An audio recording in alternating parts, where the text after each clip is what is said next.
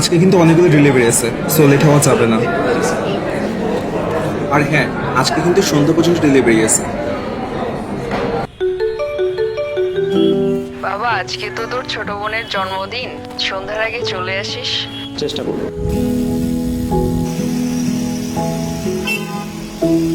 আপনার ডেলিভারি নিয়ে এসেছিলাম স্যার।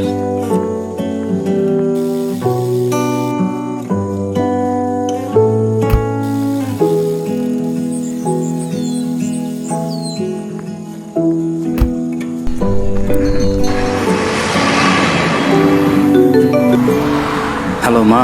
বাবা, তুই কি আজকে আর আসতে পারবি না? চেষ্টা করছি মা। কেকগুলো একটু ফ্রিজে রেখে দে। আচ্ছা মা, রাখছি।